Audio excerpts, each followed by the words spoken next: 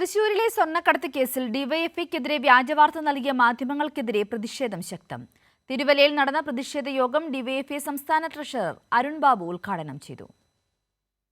ഡിവൈഎഫ്ഐക്കെതിരെ മാധ്യമങ്ങൾ വ്യാജവാർത്ത കൊടുത്തുവെന്നാരോപിച്ചായിരുന്നു പ്രതിഷേധ യോഗം. തൃശൂരിലെ സ്വർണ്ണക്കടത്ത് കേസിൽ ഡിവൈഎഫ്ഐ നേതാക്കൾക്ക് ബന്ധമെന്ന തരത്തിലായിരുന്നു മാധ്യമ വാർത്ത. സമരം ഡിവൈഎഫ്ഐ സംസ്ഥാന ട്രഷറർ അരുൺ ബാബു ഉദ്ഘാടനം ചെയ്തു. തപാലിൽ നീന്തൽ പഠിച്ച ആളുകൾക്ക് വെള്ളത്തിൽ നീന്താൻ അറിയത്തില്ല എന്ന് പറയുന്നത് പോലെയാണ് ചില റിപ്പോർട്ടർമാരുടെ ഇന്നത്തെ അവസ്ഥ. ഒരു വാർത്ത കൊടുക്കുമ്പോൾ അതിന്റെ വസ്തുതകൾ കൂടി പരിശോധിക്കാൻ തയ്യാറാകണ്ടേ?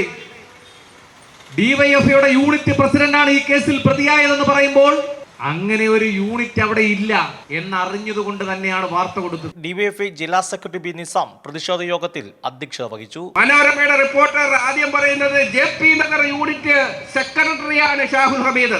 ഡിവൈഎഫ്ഐക്ക് തിരുവല്ലയിൽ അങ്ങനെ ഒരു യൂണിറ്റ് കമ്മിറ്റിയേ ഇല്ല. അത് തെറ്റിപ്പോയെന്ന് കണ്ടപ്പോഴാണ് നാങ്കരമല യൂണിറ്റ് സെക്രട്ടറിയായി ഷാഹുൽ ഹമീദിനെ പ്രതിഷ്ഠിച്ചത്. നാങ്കരമല യൂണിറ്റ് പ്രസിഡന്റായി സഖാവ് അജ്മലും സെക്രട്ടറി ശിവപ്രസാദും ഇന്ന് ഈ പ്രതിഷേധത്തിൽ പങ്കെടുക്കുന്നുണ്ട്. പച്ചക്കള്ളം പ്രചരിപ്പിക്കുകയാണ്. നിങ്ങളുടെ ഈ മര്യാദകേടുകൾ ഇവിടെ അവസാനിപ്പിക്കണം. പ്രതിഷേധ സമരത്തിൽ ഡിവൈഎഫ്ഐ ജില്ലാ president MS Aneesh Kumar, block secretary Shanil Abraham, block president Sonu Soman തുടങ്ങിയവർ പങ്കെടുത്തു. കേരള ന്യൂസ്, പത്തനംതിട്ട.